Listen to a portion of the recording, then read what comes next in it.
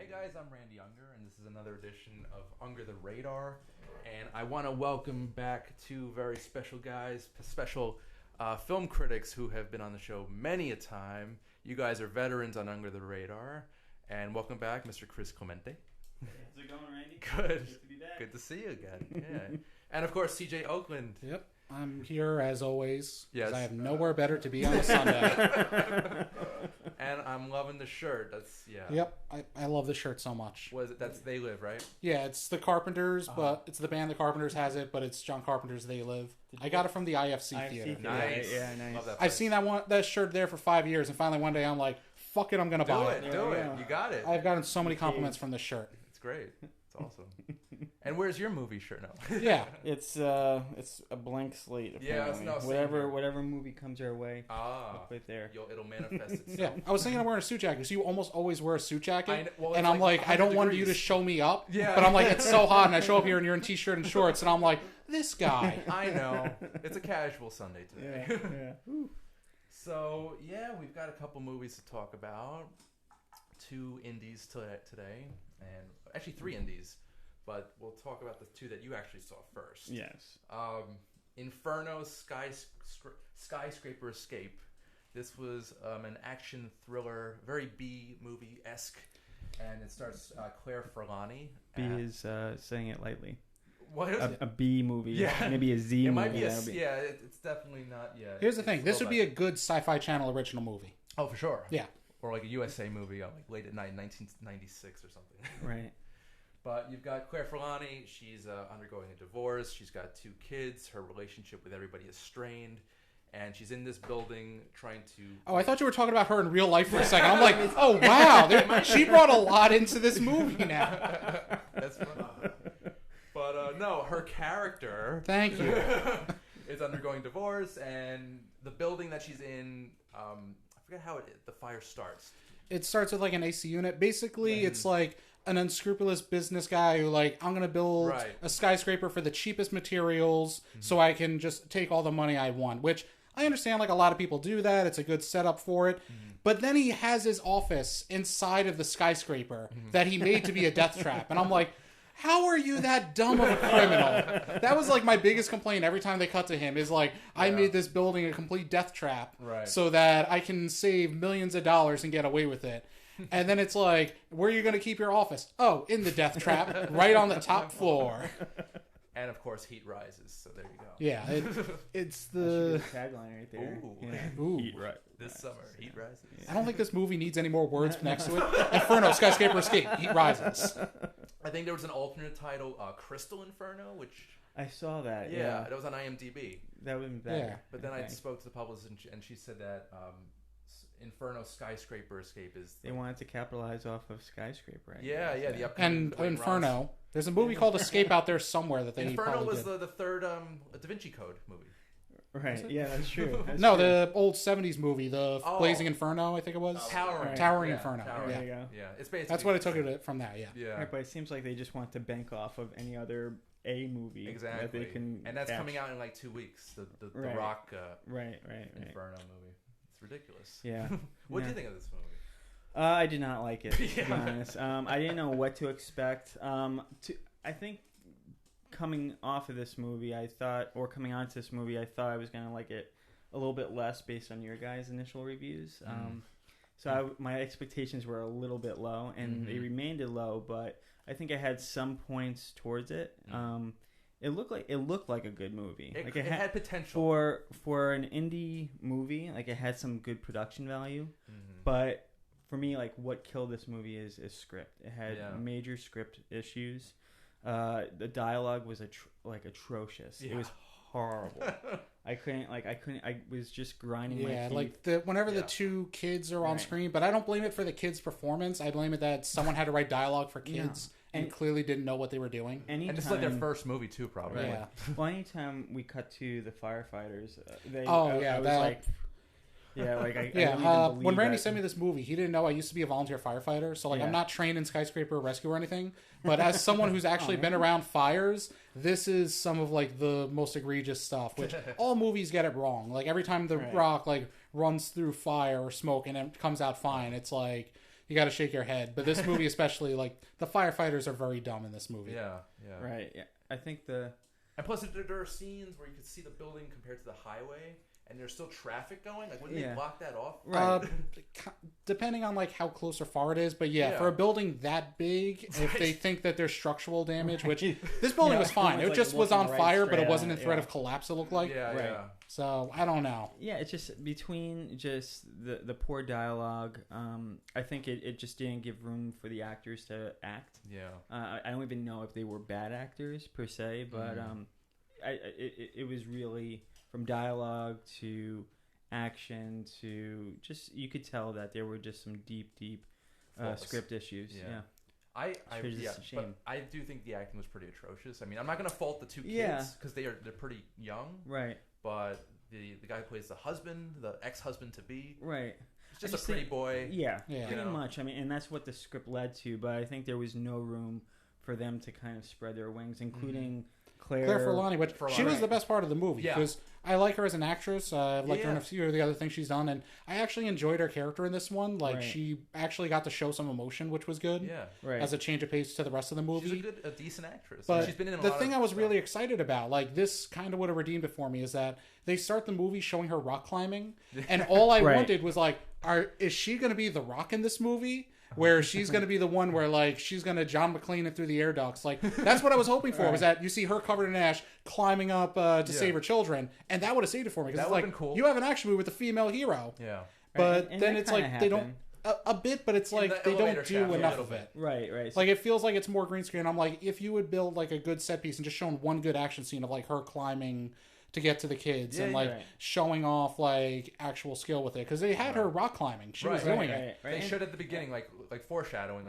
I was really hyped for that because I'm like, if you actually have a female action hero, it's like I will forgive whatever faults this movie has just because it's something so unique that you don't see. Get a little like Ripley from Aliens going. Yeah, like if they had done that, but it's like they don't really go into it too much. Like there's not a lot of action in the movie. There's a lot of fire. Which, like, panic. The CGI is decent for the fire. It is. Compared to other movies. Like, they have, like... cheesy, to be honest. It's cheesy, I've seen sci-fi original movies with the worst sharks ever and, like, the worst stuff. But, like, when they have, like, debris falling, it's CGI debris falling through a CGI window, making a hole in the CGI floor. But it looks good where it's falling. Right. It's like there's limits to their budget, and I understand that. But it looks good for what it is. Right. It's just more like the script really didn't service, like... The effects were some of the best part of the movie. Right, and they did have some practical effects. Like, they did have some real fire in there. And some it's like it was actual people running around doing stuff, so I'll give it to them for that. Like, this is meant to be an action movie. It's not meant to be people talking, but I feel like they spend a lot of time with people talking rather than doing action. Right, and to your point before, there was two redeeming qualities, I think. You know, with a good script, or at least you want to plant a seed and then have it pay off. So I did get that a little bit. Yeah, when I saw that, like, I'm hoping, like, I really hope that pays off. Yeah. Like, when it's her just climbing up through an elevator shaft or the side of the building to get to the kids, and like that would have saved it for me if you had one really good action scene like that. And there was a nice touch for me too. It's kind of sappy, but the whole flower thing. With the worker. Oh, with the security guard in love with the receptionist. Yeah. I was like, I felt like that's gonna be cheesy, and I'm like, damn it, I'd like them the most out of this whole movie. They could have developed that little relationship a little bit better, I think. Yeah, they could have developed every relationship with the character a little bit better, but they didn't. Nice. Yeah. How about you, Randy? Total low budget movie. This is you're gonna find this on. I say this about a lot of movies. You're gonna see it on Netflix, and if you have no other options, I don't think you're gonna see it on Netflix. You don't think it's gonna no? It's just gonna fall through the cracks, huh? I think so. Yeah. Maybe video on demand or Redbox. Well, it will be released on video on demand on July 3rd. Yeah. But why? Like it's still like I've seen a lot of bad movies, so this isn't. I'm not going to say it's one of the worst movies I've ever seen. It's like it's passable. It's like if you have nothing to do for an afternoon, you can throw it on, and it's like I wouldn't even do that. Yeah. It's a B movie, but it's not the worst thing you've ever shown me, but it's better than a lot of stuff I've seen. So. What is do you recall the worst movie I've ever sent you? The worst movie you've ever sent me? I don't know. Top 5. The worst 5, right? Or we could say that for the anniversary show. Oh God! Well, to bring that back, don't make me revisit them. Which one was okay? Which one was the gay superhero? Oh God, Surge. Surge, yes. Something. Yeah. So that's a good example where they had explosions. But that was supposed to be bad. Exactly. So there you have a bad B-rated movie, right. But it's so meta and intentionally bad that it's actually kind of good. Right. Whereas this, they were just playing it straight, thinking that this was great filmmaking that they were making, and it was actually fell way below the crack. So total disappointment. Yeah. But I chose this movie because of Claire Forlani. She's a decent actress. Yeah, but she didn't even have much, and her dialogue was horrible too. So they gave her like her best dramatic moments at the very beginning of the movie, and didn't really have anything else to go off of. So, like, she did the best performance she can out of this movie, and she's definitely like good in it for like what they give her. But I blame more like the script for it. Oh, absolutely. Like again, like with the dialogue, she's fine in it, but she doesn't really spread her wings. And I think, what was it, the last scene where everyone's kissing each other, and she's like kissing her husband, who accused her of cheating like not too long before, just because. And there was no evidence. Right. Just some pictures that were photoshopped. Right. She sees the couple kissing. They're like, we got nothing on them. Yeah. Like, I'm like, that's like such an overrated piece of dialogue. No development there in the script. No, absolutely. And it's a shame. Something like this. It's it was big in the 70s, right? Like with like movies like Earthquake or something like that, where you just wanted to have these heroes in this really tough environment, just trying to get out of it. And this movie felt like it was a cop out to all those other movies, where they just wanted to capitalize off of. Probably they wanted to capitalize off of Inferno with Tom Hanks, and they definitely wanted to capitalize off of Dwayne The Rock Skyscraper. Sure. Why would they have it come out at the same time? So it just felt like it was just pandering to make a buck. Yeah, it was just a total disappointment. Like, it was a disaster movie, but nobody really seems panicked, except for the two parents. But otherwise, no one in this building really seems to be that distressed by the fire happening. I don't know who else would take the chance in taking an elevator. That's the dumbest thing. Like there can be the one person who's like, I'm just going to take the elevator to get down fast. But like 12 people are like, let's all crowd into the elevator. Oh, it's 60 stories. I'm not going to go that far. I'm like, space yourself. Go 10, take a breath, go another 10. But I am kind of, I did like the fact that they compared it a little bit to 9/11 here and there. That made it kind of feel more real. But... I don't know. It's a very different situation from when 9/11 was, because that was just a fire. Yeah. So it's like, it's a very different circumstance. Again, so, I don't know. It was a cop out. It was their way of trying to make it real. Yeah. So final thoughts on Inferno? It's not even on the radar. It's off the radar, off the grid. Right. It's a blip in the galaxy. Yeah. CJ? Can I run down a stairway into a cloud of smoke? Yeah. Sure. Like, what would be a better alternative to this movie? Oh my God! Anything by Pauly Shore or Rob Schneider? What do you think, Steve? I don't know. I just feel like the movie could have played up the disaster more. Like, it had fire, it had the scenes, but it's like they didn't have any actors who actually seemed to be like scared of the fire in almost any situation. So you think they should have had like a firefighter on staff on set to like consult? Like, even someone who's actually seen a real fire going, where they're like, oh, I don't want to be under here. Yeah. Like, in part of my training to be a volunteer firefighter, one of the most awesome experiences I had was they put you through like a rough boot camp to do stuff, and they put you in full gear, sit you down on the ground with like a 5-foot ceiling above you, and they set that on fire directly in front of you. And it is one of the most humbling experiences of, if I lift my hand right now, it would burn up. And it's like, if anyone's actually been to a real fire, it's like, you can have that scared reaction to it, like, I want to get out of here as fast as I can. And like, none of these people were just like, oh, the fire is spreading to the 60th floor and these are the casualties. And it felt like there was no weight to it. Yeah. But if they had edited a bit more, I think it could have helped this movie a lot. Tighter editing, better script, for sure. Would have been a lot better. All right, let's move past this debacle. All right. just an intro too. Yeah. Right? I should also mention, I mentioned that it's going to be released on video on demand on July 3rd, and it's released by High Octane Pictures. So, because it's a high octane movie. It is. This is probably their only movie. I would say, turn this off and just watch the first Die Hard. You'll be fine. Seriously. Die Hard and Die Hard with a Vengeance. Yeah, why not? For sure. To make up for lost time. Yeah.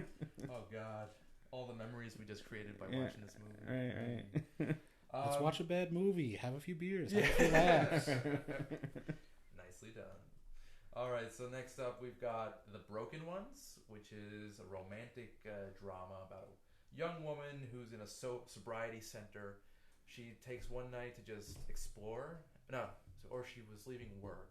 Right. Anyway, and sees a guy, and they end up wandering. She finds this guy about to commit suicide on the railroad tracks, and she basically saves his life. But they're both broken souls. Right. So now they're just trying to find each other, dealing with sobriety. Yeah, they've got some addiction, issues, and some family issues. Right. CeCe King, she's the star, and she also wrote the script.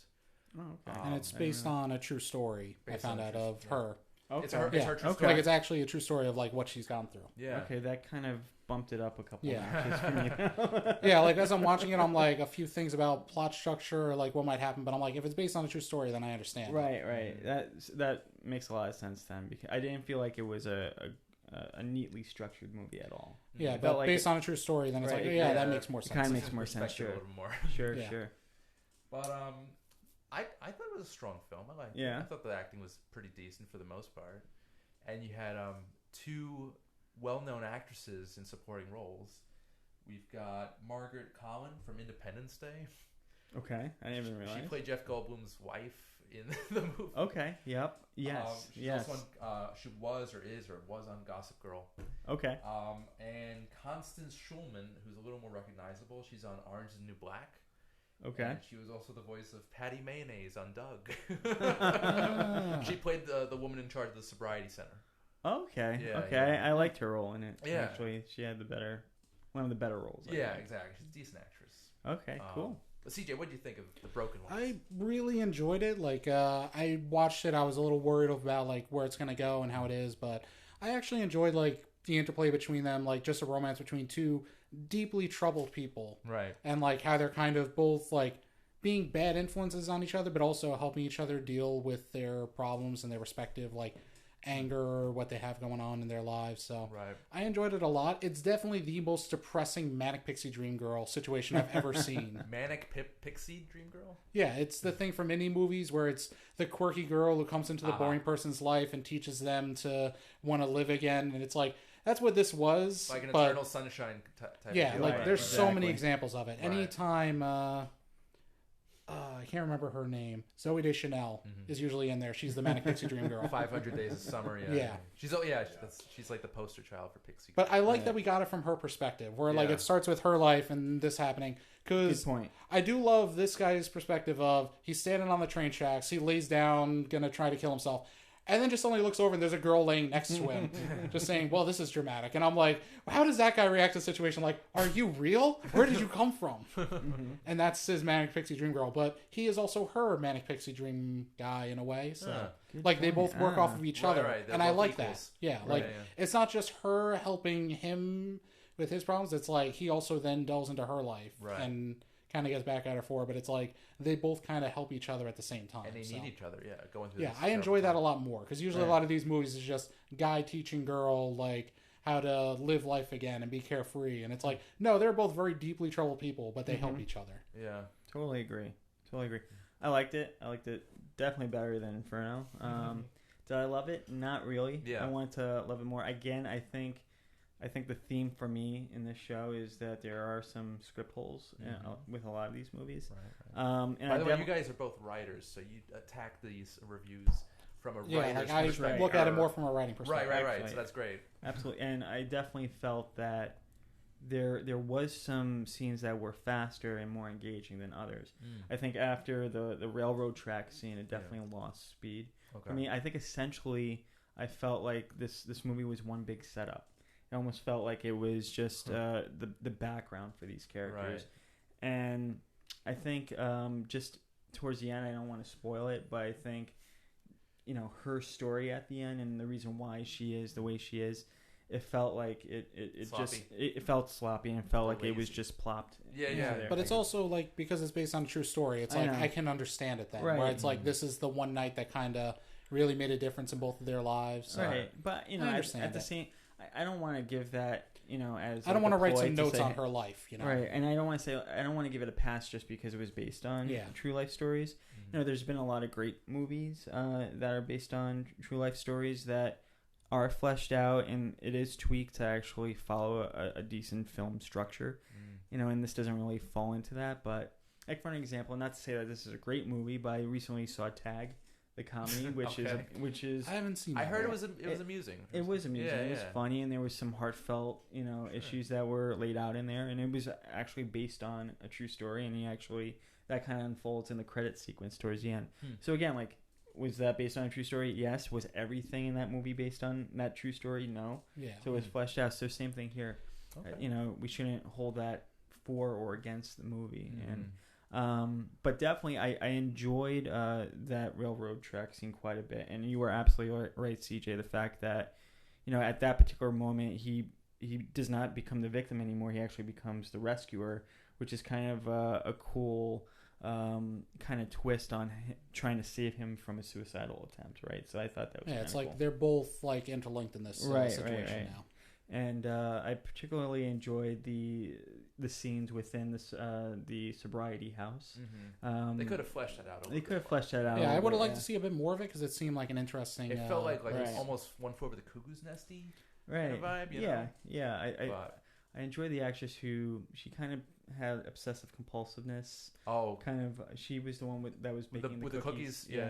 I enjoyed her quirks. I thought it was subtle, but like. That could have been its own movie in that little center. Right. So, I think that's a plus towards the movie that they had something like that sort of fleshed out. But again, they could have done a lot more with that. Yeah, totally agree. I didn't even like the main actor, the guy. Right. I just thought he was just again another pretty boy face. Just not really. It didn't really do it for me. Yeah, like his plot was kind of dull a little bit. Like I was definitely more interested in her side of things than his. Yeah. So it's an indie movie through and through, right? But a lot better. But it's than a Inferno. better indie movie. Than the ones I've seen. Like my notes are more like what I would have enjoyed seeing more of the things I enjoyed, like things to improve it. It's not anything that I say like this is necessarily bad about it. Right. Like I enjoy it for what it is, and I think like. Especially if they do more projects going forward, there's more stuff I like to see coming from them. Right. Yeah, it wasn't a bad movie that was intentionally. It's just I enjoyed it. I want to be able to enjoy it more, and I hope like their next projects that they work on, like they can tighten up some other things, get more funding. What I really enjoyed were the scenes in Manhattan, in the city. Yeah, like the editing and the direction in those scenes where they're like they hitchhike to the city, right? And then they're in there and it's kind of blurry. Like I thought that was pretty. Like having a panic attack. I really felt like I felt the sense of panic going to it. That really worked. I enjoyed the cinematography there was really well done. Seriously, really it was. Well done. Yeah, it was for the budget that they must have. They utilize it to its advantage. So it really worked. Yeah, one of the better romantic dramas I've seen lately. Yeah, it's really hard for me to get into a romantic drama because I know the notes of what's going to happen so well. But this movie turned a lot of stuff on its head. It did a very good job. It was very heartfelt. So, CJ, what are some of your favorite like indie romantic or even commercial romantic movies? Since we're on the topic, right? It's hard for me to say that because I'm not a big person for romances because it's hard for me to really buy a lot of the romances happening. You really put me on the spot here. Can you go? Because I'm like, I got to think of what I enjoy. I think the state of romance in movie theaters is kind of non-existent right now. Like it seems very almost like what we were talking about, like in an action movie, seeing the punch in like a martial arts movie versus just cutting to the actor flying back. I feel like in romances in movies you don't really see that relationship develop. It's either they're in love, they're out of love, they're broken up, like they're distraught, but there's no in between. It's formulaic. I haven't seen an original romantic movie. Right. I can't even, like maybe Revolutionary Road, but that was that was not romantic. 08. Well, it started off romantic, but just thinking of India, I would probably like Once was a really good musical that kind of you saw their relationship blossom and you saw the creativity between the two characters. I think that what was in that again? Oh man, you're putting me on the spot. I forget the actors' names, but I think at the time they were no-name actors and musicians actually that became mostly in Ireland. They were Irish actors. So I'm thinking of Closer. That's the Owen Wilson. Clive Owen. Yeah, not that different. one. Different. Yeah. All right.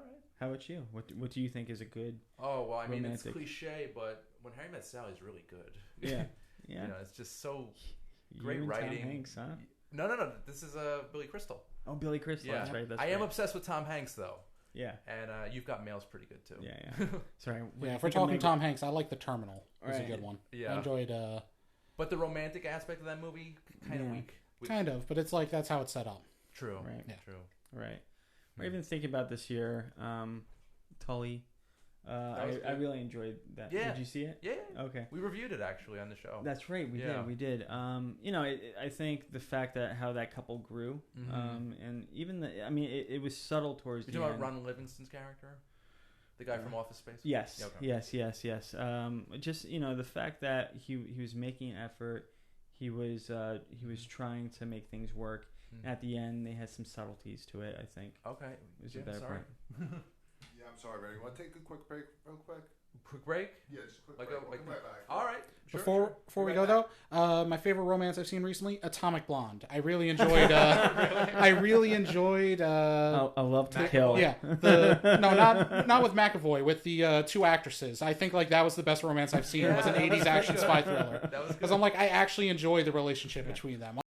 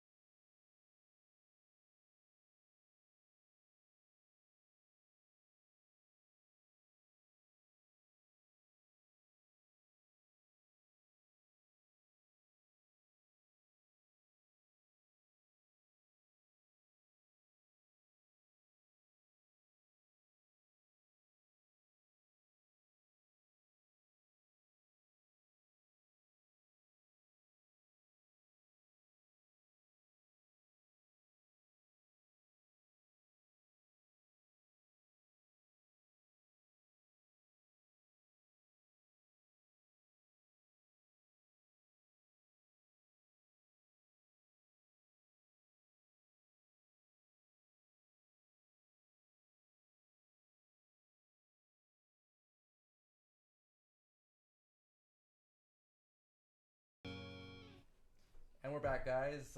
Under the Radar. Randy Young, your host.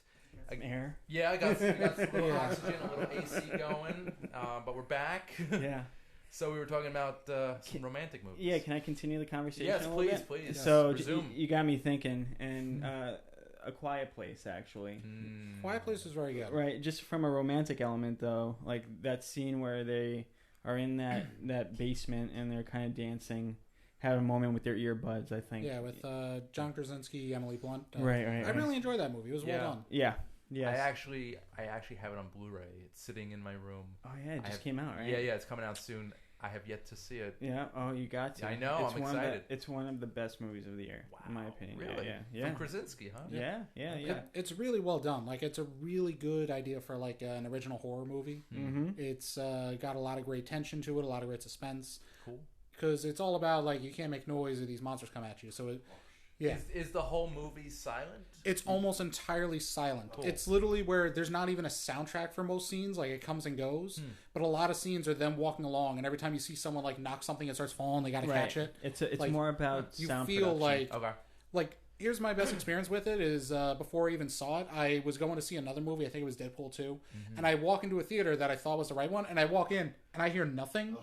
So I'm like, is there nothing going on? So I walk a little closer because it's one of those where it's like, it's the high rise, so it's got the blank thing there. So I walk on the stairway, and I just look up, and it's just a shot of a forest with someone walking through, and there's no sound whatsoever. And I'm like, where am I? Is this sound broken? And then I just hear a loud noise, and it made me jump. And I'm like, oh, this is a quiet place. I got to leave. I want to see this one now. Nice. So I just left. Nice. Yeah. So I'm like, I want to actually watch it. It was really good. Check it out. And it's just the relationships that are bred. Yeah, it through was the very sound. And they're an heartfelt. actual married couple. Yeah. And it's very well done. They're doing sign language for it because they can't talk. And the woman who plays the daughter is actually deaf. Yeah. And she helped teach them sign language. Kiersey Clemens? I can't remember her name. She was actually in Wonderstruck with Julianne Moore last year. And she's deaf in real life. Yeah, she's deaf in real life. She's great. She's the expression. She did a great job in it, and she actually helped teach them some sign language. That's cool. That's good great. stuff. And they actually got approval for a sequel. Really? Yeah. A quieter place?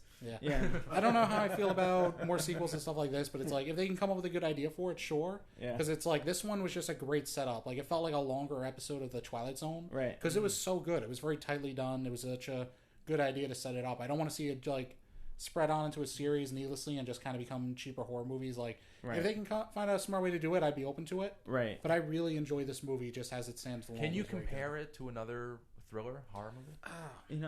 I like to compare it to Signs. Okay, that's what I was thinking. Signs, I can work with Signs because it's like the idea of a family living in a home with something strange happening outside, and they're waiting for it to come in and deal with them. Yeah. Right. But this one, like, it was so much, like, the tension was so thick for it because it's as they're living in their house, they're like having to cook all their food quietly, and you see the kids playing a board game, and they're rolling like they're playing Monopoly or something, and they roll the dice on like felt, so it makes no sound, and it's like having to be like as quiet as they can, and like they can't speak, so it's like their lives are so completely like impacted by it. Like, they don't do anything too obvious. It's just a scene of the family sitting there, but you can tell how this horror situation happening has dominated their lives, and you feel it so strongly. Right. Or just a play on sound, like there was a moment where they went to go fish, and there's a big waterfall, and so the fact that you can make noise that's not as loud as the waterfall, you can still talk with one another without the creatures coming after you because they can't hear you over the waterfall. So that was a very nice scene. Yeah, it was kind of smart. I think so. Cool. You gotta watch it. I highly recommend it. It's very well done. Cool. All right. Yeah. It's on my to-watch I've list. been spoiled. I've upgraded to 4K now. Yeah, so I have the Blu-ray 4K. Yeah. Oh, geez. Yeah, but I have a regular TV. I don't have a fancy. You gotta upgrade. Yeah. Like Beyonce says. Yeah, okay. I think that's the first Beyonce reference on Under the Radar. Yeah, there you go. So I'm happy to be the first. Yeah. Thanks. So speaking of sound, actually, I want to give a small plug to Varèse Sarabande. Okay. It's an album label that does a lot of soundtracks and scores for movies. Okay. And they do their CD Club Titles collection, which is basically they take old scores and kind of remaster them for like special edition soundtrack albums. Okay. So we've got John Williams' The Cowboys. It's a 1972 Western. It's like one of his earlier works. It's very rousing, very Western. And then you've got. Did you say arousing? Rousing. Okay. Not arousing. Arousing. No, okay. no. Oh, this John Williams. I gotta tell you. What's going on? Okay. And we also have Jerry Goldsmith's quirky score to the 1998 sci-fi family comedy Small Soldiers, which is actually one of my favorite scores by him. Oh yeah, I distinctly just heard like the sting from Small Soldiers, like as you said that. Yeah. Are you? Like, You a big fan? I love that one when I was a kid. I watched it all the time because it's so ridiculous and over the top. It's real. It's by Joe Dante, who actually directed Gremlins 1 and 2. Right. So I've always said because I knew that, and I've always wanted to see a sequel where it's Small Soldiers versus Gremlins. That would be amazing. Where just the Chinese shop selling has the Mogwais, the Gremlins get loose, but they're also selling like cheap knockoff Small Soldiers that come to life and they just fight each other. We have to reach out to Joe Dante. How great would that be? Just as a short film, just tell him make a thing where you just see like a Mogwai get away, turn into a Gremlin, and you just see a Small Soldier like what was his name? Chip Hazard. Chip Hazard, thank you. Where he just busts out of his box and they just Tommy Lee Jones. Yes. Yeah. That's right. Oh my gosh. Yeah. Not a great movie, but it's a fun. Oh, it's not great, but it's fun. Yeah. But the music's phenomenal. Right. Yeah. I remember more of the controversy that came from that time because after that movie was released, a lot of kids were climbing up telephone poles. Oh God! Is that what they took away from that movie? Out of all the building, homemade flamethrowers and toys killing each other and like climbing up on a light pole. Throwing clouds. Yeah, like the telephone pole. That's the thing I want to do. Yeah. I think I was more into the Indian in the cupboard. What? I think I was more into the Indian in the cupboard. Oh, okay, that's a little more PG. That was a good one. Yeah, that was good. Yeah. I love the scene where he puts all the action figures in there and opens it up, and you just see Darth Vader swinging the lightsaber, and they all just stop and look at him. One of the greatest scenes in cinematic history, I think. Yeah. It probably cost them $1 billion. Yeah. And then its more successful sequel that built on the idea was Night at the Museum with the tiny little cowboy guy. Right. Yeah. I actually liked Night at the Smithsonian better. That was the sequel. They blend to me. Yeah, they I remember all of those. They were like I think I saw the first two. They were good for like what they were. Mm-hmm. Yeah, like I like the direction of it. The comedy was good. I do love that's like where I knew Rami Malek from first because I love Mr. Robot and he's going to be in Bohemian Rhapsody and he's such a great actor. And then it's like I'm looking at the Wikipedia page and he was the Pharaoh from Night at the Museum and I'm like, oh god.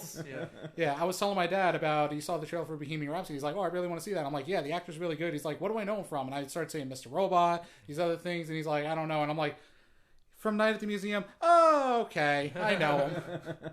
Yeah, he was also in the Tom Hanks comedy Larry Crown. Which was pretty bad. I mean, he was in that? It had a few redeeming qualities. But, I also know him from like the video game Until Dawn was very well done. Oh, okay.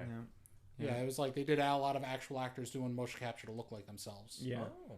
No, Bohemian Rhapsody. That's gonna be that looks great really trailer. Good. Yeah, I remember just like hearing it way back. Like it's probably been going on for like 10 years now. It was like on hiatus, and then I think they switched actors, switched directors, and but he looks exactly like Freddie Mercury. Yeah, I think he's the best actor you could have gotten to play Freddie Mercury. It's a possible Oscar nomination, I think. I hope so. The movie hasn't even come out yet, but he's a great actor, and it looks like it's going to be a great performance from him. So. Yeah, for sure, and a great soundtrack, obviously. So we'll see. All right, so next up on the CD Club titles, Heathers by David Newman. Okay, it's a very electronic score for the Christian Slater Winona Ryder. Christian Slater, right? Yeah, I think I saw this movie like years ago on TV.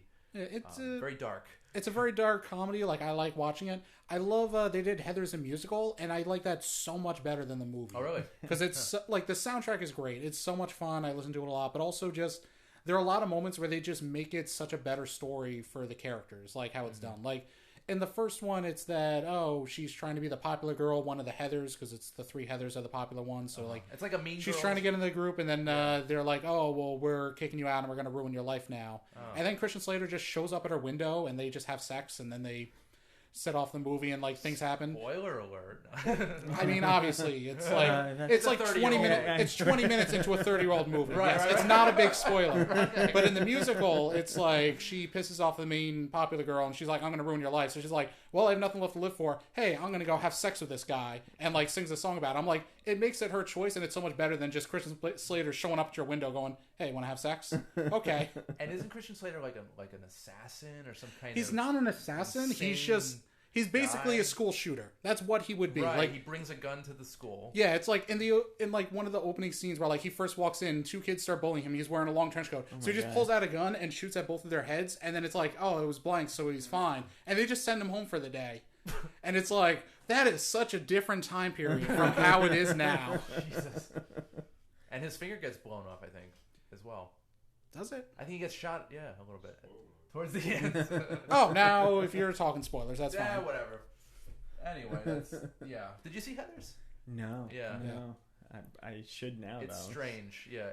It's a very interesting dark, movie. Quirky, They did it. Mean Girls. They did a TV show for it, which I don't know how I feel about it because it's like they did a TV show modern day, and I'm like, this is a very different world from the first Heathers. I think it was for like one of the new networks coming out, but I don't know. Okay. Like, was this like in the 90s? No, this was like last year. This was like last year or earlier this year. Huh. But it's like they wanted to be more diverse, so they just took the Heather bullies and made like one is a gay guy, and the main Heather is now like an overweight girl, and it's like, but the main character is still just a generic white woman, and then a generic white guy is his character. So I'm like, I feel like your diversity is that you made the bullies diverse, and the main character is just still the same. Sounds terrible. Yeah, I'm like, it just seems like a weird direction to take for it. So I didn't see it. I can't judge it. It just, I like the idea of things being more diverse and like going into more stories, but it didn't seem like it was the best way to try and twist it. Right. And what year is this? 88. Yeah, 88. Okay. Actually, same year as Beetlejuice. Same, because Winona Ryder's in both movies. Oh, okay. So yeah, she was. It's blown like up. venturing that time period of like really weird late mashup. 80s sci-fi. Like it just reminds me macabre. of like True Romance or Natural Born Killers, Yeah. where it's like, Yeah. wow, where were they going with I this? don't Like, know. you know, romance, A lot of and weird school places. shootings. It It's kind of not ended really with much- Jackie Brown, I'd Yeah, say. it was the start of Yeah. Quentin Tarantino because the last three movies you just named are all Yeah, written by yeah, Quentin yeah, Tarantino. yeah, yeah. so- He either wrote or directed all of those. yeah. Right. So good. All right. And the last CD club title is this is French, so I don't know. Georges Delarue's Complete London Sessions, and basically he's another film composer who's done a bunch of scores, kind of similar to Jerry Goldsmith and John Williams. You know, 70s, 80s, Mhm. that kind of. Sorry, the sun was you getting to good? me. I was I'll be very honest, angelic. I'll be honest, I forgot you were talking about CDs because it's like you mentioned Small Soldiers, we talk about Small Soldiers for a few minutes, then you're like, oh, the CD of Heathers, and then we talk about Heathers, and you're like, oh, and this CD. And I'm like, I keep forgetting that's what started the conversation. I know. Stream of consciousness. So are these CDs? These are they're actual physical CDs. CDs, wow. They're old school, yeah. Okay. But you could also go on Spotify to the Varèse Sarabande Spotify channel, Okay. and you could probably order them there as well. Okay. But yeah, a lot of people who buy these Varèse Sarabandes, they're older gentlemen or me, and so it's weird. But yeah, I actually like the physical CD Yeah. because it's like an actual artifact, and it's fun Right. to just have that in your collection. Right. Okay. But you know, things today, you can just hit a button and download it, and you have Download it. it, bam. Makes sense. So it's Cool. a lot easier. But VarèseSarabande.com, they're amazing. They've been doing scores since I think like at least the 70s, 80s. And Nice. I'm sorry. What's it called? Varèse Sarabande. Yeah. Only on Under the Radar. Indeed. And these CD club titles are yours to own. Just go to the website or go on Spotify and check them out there. See what I did there? Yeah. Okay, Yeah, thank you. no problem. They're not even paying us. Okay, so lastly, I want to talk about a movie that is coming out next week, July 6th. Yep. I saw it. You guys didn't. No. So bear with Yeah, I wasn't invited. We'll be the interviewers now. Okay. Yeah, there you go. I like it. So, what is It's this? called- What is this movie, This Randy? movie is called Sorry to Bother You, Okay. and it stars his name is Lakeith Stanfield, Okay. who was in Get Out most famously. Okay. He's done some Yes, other I've. stuff. Oh, I really want to see this movie. He was So also great, yes. in Crown Heights, which Okay. pretty good movie. It's a crime drama, but this movie, Sorry to Bother You, he plays this young guy. He's kind of struggling a bit in his life, and he actually managed to land a job as a telemarketer. Yes. And he's working the job, and he soon finds out that if he uses his quote-unquote white voice, that he'll get a better response from his clients. So Okay. he uses his white voice, Yes. and then he starts doing very well in the telemarketing, and he starts rising to the ranks in the company up to the top level of the building, which is the power callers, who basically they all have white voices. Okay. I saw the trailer to this, and I was like, oh, I gotta see this. It just seems like looks It like takes a really weird fun turn, movie. by the way. Oh, I'm sure it I'm does. sure. Yeah. That's I'm what I'm sure. expecting. Does it meet the expectation of the trailer? Actually, I don't think I saw the trailer. Okay. I just went in cold. I saw the Yes. movie. So how was it? I loved it. It was Yeah. great. It was you could classify it as a sci-fi comedy in a way. Sci-fi, really? Yeah, the sci-fi element doesn't come till like the second half. Oh. After he meets the CEO of the company, played by Armie Hammer, who introduces him to this. Love Army Hammer. Yeah. He has like this evil plot, and he wants to. Okay, don't give me any more spoilers. Right. I want to see this movie. So basically, I'm like, it just looks like a good comedy. Things get a little out of hand. And is it Tessa Thompson who's in it? I think. She plays the love interest, the girlfriend. Yeah, she's really good too, actually. Wow. So how's the main actor in this? Lakeith? Phenomenal. This is like his breakout role, I think. Yeah? Yeah, he's going to get some definite notice and acclaim for this. And Danny Glover's in this too. Danny Glover, yeah. Thank you for reminding me. Yeah, he plays the older telemarketer who kind of like tells him, "Hey man, if you use your white voice, you'll get a better response." And it works. Okay, so like he moves up the ranks, like, you know, and just makes more money. And does he try to get into like a music game, or like is this he trying to be? He just wants to move out of his uncle's basement. That's right. Okay. His uncle's garage. He just wants a better life. Yeah. I forget if there was like he wants to get into film, or he wants to get into like the rap game or anything like that. But it wasn't anything like that. No, right? I think he just wants a better life for himself. Okay. Cool. Yeah. Cool. But I recommend it, CJ. Chris. Yeah, I'm definitely looking forward to it. Check it out. Yeah, absolutely. Yeah, comes out July 6th.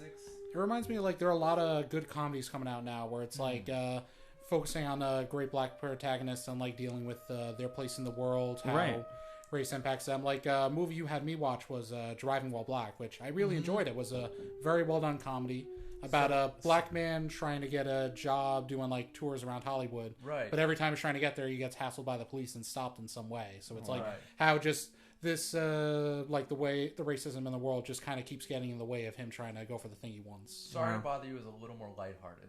So yeah. Not as intense and in your face as that one. But yeah, but there's comedies like that, and also White Famous, I think was on is it HBO? It has Jay Farrow. It's a very great comedy series. I enjoy it a lot. It's about sitcom?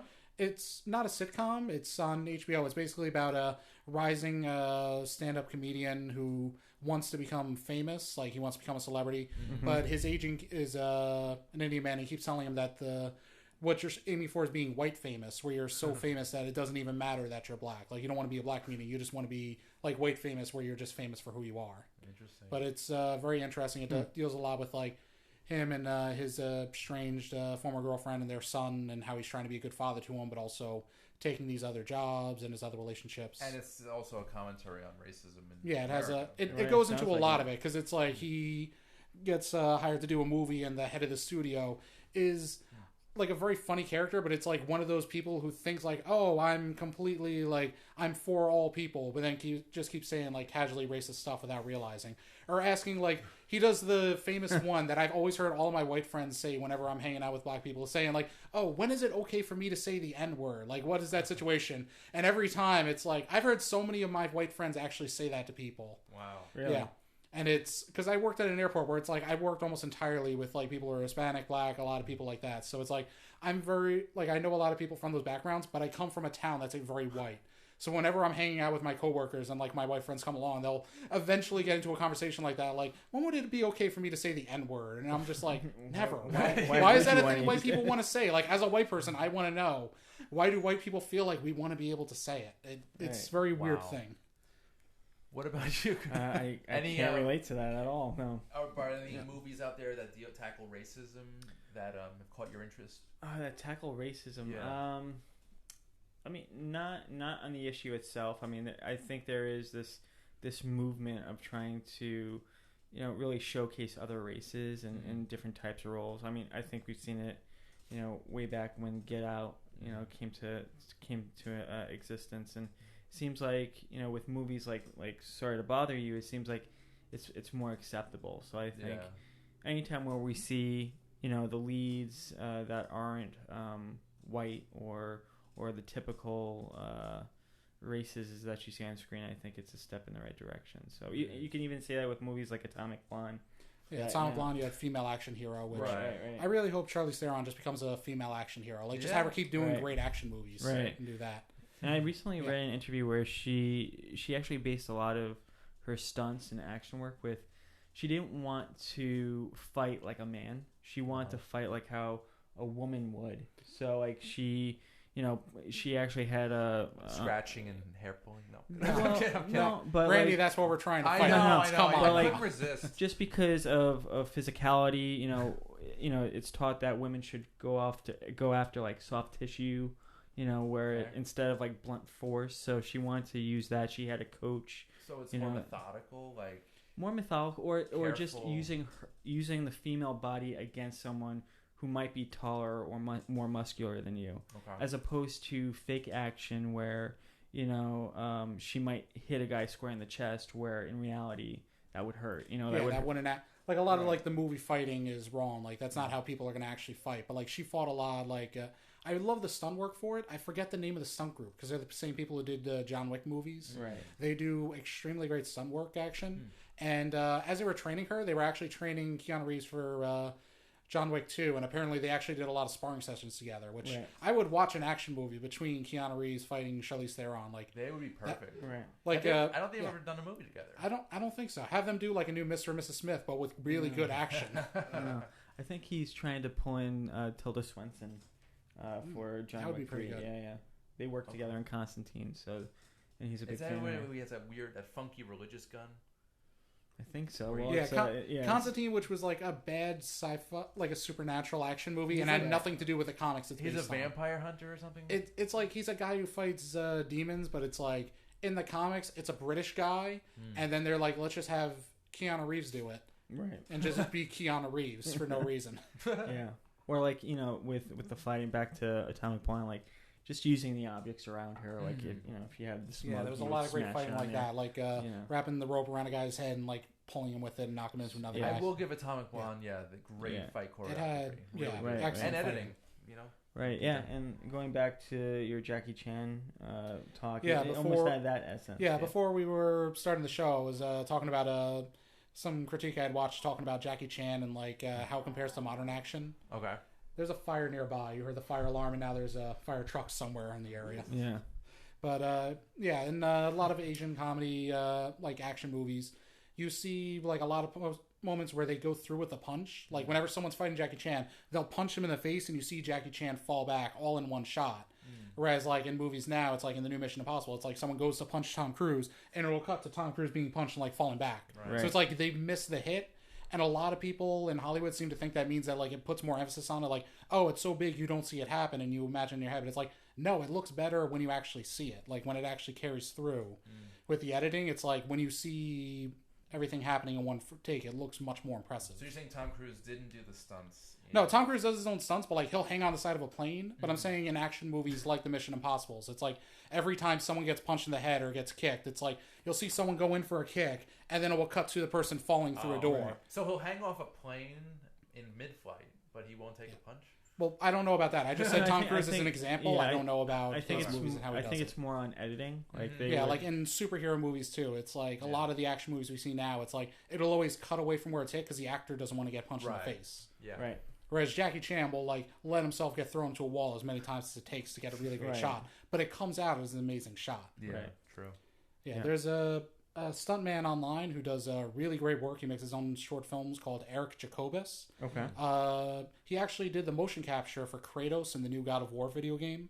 Like he does a series online where he does like he'll recreate the Street Fighter action moves and like different Mortal Kombat stuff, or like he'll actually like learn the fighting style and like perform it, like showing it side by side with the character. That's cool. Yeah, and he does his own short films. He does one called what was it, Rope-a-Dope, where it's like it's Groundhog's Day as an action movie, where a guy wakes up, walks out the door, and gets punched in the face, and then wakes up again. Did you send me that link? I think I saw that. Yeah, I might have sent that to you because it's such a good one, and it's like every day he keeps reliving the same fight, but he keeps trying to get better, and it becomes becomes like a long montage where he's training martial arts, but they show like him getting hit in the head and getting knocked around. What's that? Isn't that like Edge of Tomorrow? A bit like Edge of Tomorrow, but it's like it's such good action comedy. It's so well done. It's Eric Jacobus. Definitely look him up on Facebook or on YouTube because he does some of the best stunt work I've seen. Like I really want to see him do bigger movies. Yeah, cool. Like he does a lot of his own stuff. Has he worked with Vinny Bonfanti? No, they know each other. I think like online, like they've talked online. That's how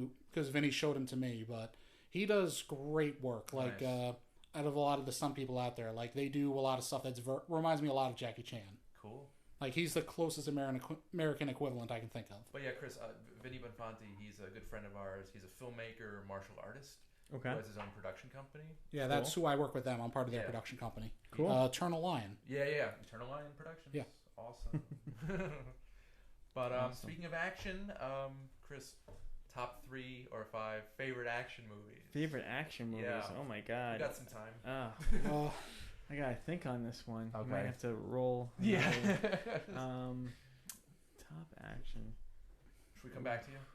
Yeah, if you. Yeah, I if definitely you have gotta say, yours, go for it. For action, probably The Raid and The Raid 2. I love both of those movies. Okay. Because The Raid is great for like gunfighting and the martial arts, and then I enjoy Raid 2 because it's like some people like it less than the first one, but it's like I enjoy the story of it and just how it builds up all the martial arts. That's not the. I'm thinking of the James Franco World War II. No, The not Great Raid. Oh, No. Is that one? No, I don't. No, that's not. Okay. I don't know that one. It's The Raid is the setup of it's. I forget what country the film is from, but it's like a British director going over there and filming. Okay. But it's about a group of police officers who go into basically a slum building to try and get a drug lord out, who's on the top floor. So it's like they're trying to sneak in quietly and go up to get him at the top floor, but they get discovered and all the doors to the building get locked. And the person in charge is like, there's just a bunch of criminals squatting in this building, like different criminal people doing things. And the person in charge at the top of the building says, I'll give $1 million to whoever brings me these dead cops. And now they have to find a way to escape floor by floor as just groups of criminals are coming after them with machine guns and machetes. Jeez. It's some great action work. And it's a martial arts movie. It's martial arts and a lot of gunfighting as well. But it's like the editing is really well done. It has great tension. Kind of like a John Woo. Yeah, it's like very light on character and like action, Okay. The actors doing things, but it's very well done action. I highly recommend it. What's the year? It came out a few years ago. Okay. Look it up. The Raid. This looks really good. Sounds really great. No, I tend to veer more on martial arts myself. You do? So Okay. I love. I don't think I knew that about you. I didn't. Yeah. Like as far as action goes, I mean, I love like Ong Bak, like the. That was a good one. Yeah, I mean, all three of them. I think it's the second one that I particularly enjoyed, just because Tony Jaa, he's a phenomenal Thai martial artist, and he does all of his stunt work. He's equivalent to a lot of people compare him to like the Jackie Chan of Thailand. Okay. And the amount of practical effects that is in any of his movies, particularly in the second one, he's just jumping off of elephants, stampeding elephants, which is like incredible. And sounds like quite yeah, a scene. like, and that's it's all practical. It's great. Like I love raw action for that moment. So like something like that, or talking about Jackie Chan, like something like The Drunken Master is something that's incredible because it's sort of funny.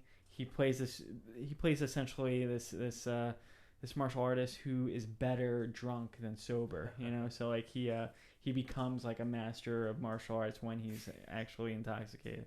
So just, you know, you see it in the actual film, you know, the fact that, you know, here's this guy who's actually putting his life on the line essentially to do these stunts. So, and then just something a little bit more Hollywood. I love like True Lies, you know, something like that. True Lies is a great blockbuster. That might be my favorite. favorite. I think that was the last of the good '90s blockbuster action movies, because it's like that really stands up. That was a movie where they try to pack in everything to it. Right. So, and that was the last movie before Titanic, and then James Cameron sort of just faded away. I don't know. His movies after True Lies have not been terrific. Oh, he does something like every 10-15 years, right? So he's got to get away from Avatar and do True Lies 2, because that would be amazing. Yeah, but at one point, even thinking about Terminator 2, that was a great, you know, just action movie. Whenever I get a new sound system, that's the movie I play to test it out. That's Saving Private Ryan. Yeah. Oh yeah. It's definitely for sound. Yeah. For sound, for sure. Yeah. So I mean, action wise, it's funny because a lot of people equate action to something like, you know, something with explosions or just a lot of tough guys. Like to me, action is martial arts. That's what I always think of. But even in a way, war movies are action, right? So you can consider that. So I like the psychological back and forth. It's not even just wordplay. It's like rapid fire word fire. You know. That's why I like Quentin Tarantino films, because it's like his dialogue is so well done compared to how other people do things. Like there's almost no action in his movies. Like Kill Bill is very misleading that there's a huge sword fight at the end. Right. Whereas like if you watch Inglourious Basterds, it's like you think you're going to go into a war movie, and it's a very slow paced western, but it's so well done with tension in the dialogue. Right. Same with Hateful Eight. Like that's almost a 3-hour movie, but it's almost 3 hours. It's basically done as a stage play. I enjoy it because I love the action to it. And a lot of people hate it because they're like, oh, there's no action. People just talk. And it's like, that's the point. They sit around and talk. That's a Tarantino movie. Build-up, for sure. People talk. Almost no one gets shot in a Tarantino movie. It happens so fast. Right. It's them talking, and that's what's selling you on it. Right. Yeah, I mean, I to be quite honest, Hateful Eight was not my favorite. Really? Okay. Actually, his westerns aren't my favorite of his movies, but like, he's one of my favorite actors. He's or director, I should say. He's one of those directors I don't need to know anything about. Just, like I'm like that with Wes Anderson. Right, much, right. Well, Wes Anderson, he's refreshing, and he does not disappoint. You know, it's always something new and invigorating. But to say favorite for me is kind of hard. I do love Wes Anderson just because he's one of the few directors out there who like makes a movie that he wants you to know it's a movie. He wants you to know you're sitting in a theater watching this piece of art happening, which is refreshing because it's like a lot of comedies now is basically you're just filming people doing improv. Like it's very shot back and forth. It doesn't use the camera. It's just the actors talking and making jokes, which isn't as engaging. But Wes Anderson, like, he makes some great comedies. Like, I love Budapest Hotel. Oh, yeah. Because it's just, like, how it's shot is so well done and how it uses the camera. I don't even really care about the story, so I just want to see the beautiful visuals. Right. Yeah, the visuals tell the story. That's what I love about it. And the soundtracks? Yeah. Something I would love to see Wes Anderson doing Reservoir Dogs. Like, imagine the background for that, where it's, like, using the colors and stuff for the characters. Or a Star Wars movie. That's one that I would love to see. They have a YouTube video, I think it's BuzzFeed or Funny or Die. Where it's Wes Anderson's X-Men. Spider-Man, Okay, I saw one where it's Wes Anderson's X-Men that was very well done. Where it's like, here's the X-Mansion. It's like doing like the thing of like the camera moving through the different buildings. Like it's all set up like a dollhouse, and it's like, this is the danger room and the stuff like this. And I'm like, I love stuff like that because he has such a great style to him. You'll never see Wes Anderson do an action movie. I'd almost love to think it would be interesting to see him do it just because he does such stylized films. Like, there definitely are moments of action where it happens, but it's like he does it in such a different way where it's so uniquely done. Right. But going back to Tarantino, I mean, I am psyched for Once Upon a Time in Hollywood. Oh yeah, so you saw the images online? Yeah. Oh, Brad Pitt and DiCaprio. The casting, like Al Pacino is now involved, and Scoot McNairy, whom I love. Scoot. Oh yeah. I like him as an actor. I really hated how they just didn't have him do anything for Batman v Superman. Like, it could have been such an interesting way to do a character of him in a wheelchair, and then they're just like, and he's gone. And it's like, that's it. It's like, Superman, you need to answer for the things you've done. And it's like, okay, now Superman can give a speech and talk about why he does things and why he wants to be a hero. And it's like, nope, just a bomb goes off. We're all done now. He's just a solid actor. He's a great actor. He's great in everything that he does. And I think he still doesn't get a lot of credit that he deserves. Was he in that submarine heist movie with Jude Law a few years ago? He's in a lot of smaller films. Like he was in Sicario, the first one. I think I'm mixing him up with Ben Mendelsohn. He's kind of like one of those guys. Ben Mendelsohn was great. What first attracted me to him was Animal Kingdom, which was just awesome. If you haven't seen that, you should. He plays this just conniving, family, quote unquote family man who just hates his family pretty much. But because the movie's based on family and just a corruption that within. Right. But yeah, he's one of those actors that is just too good for his generation, kind of. And deserves more credit than deserved. But yeah, Scoot McNairy. Scoot McNairy. Yeah, it's gonna be the name of my son. Well, guys, we only have like a minute left. Oh, really? It's only felt like 2 hours in this boiling hot room. It's the heat, I think. I know. Chris, anything you want to plug? No, you can find me on moviechat.org or with you on Under the Radar. Sure. Yeah. We have the Long Island Film Festival that we're going to be checking out a little bit. Right. Next week we're going to be broadcasting the interview we did with Mr. Eric Vallier. Yeah, Vallier. Yeah. So that should be cool. And more on that next week. CJ, anything you want to plug? Just Eternal Lion Studios. I do work with Vinny Bonfanti and Jake Ramos, do great directing work. We're working on, hopefully the next movie we'll be working on this summer. It keeps being like in pre-production, and it's like it keeps getting late because Vinny got married and went on his honeymoon. So it's like I think Jake's in the Philippines right now, or he's coming back. Yeah. So hopefully we'll start the movie soon that I wrote, and we'll see that coming up. Cool. And then I'll have something to actually plug. There you go. Cool. Sounds good. It's a process. Yeah. It's a very long process. Yes. So we're going to have Eric Vallier next week. And we're also, believe we're going to also have Gabe Rhodes, and we're actually promoting barbecue films event Garthapalooza, which is coming up in July. I believe it's July 13th, and we're going to have a special appearance from Wayne and Garth. So stay tuned for that.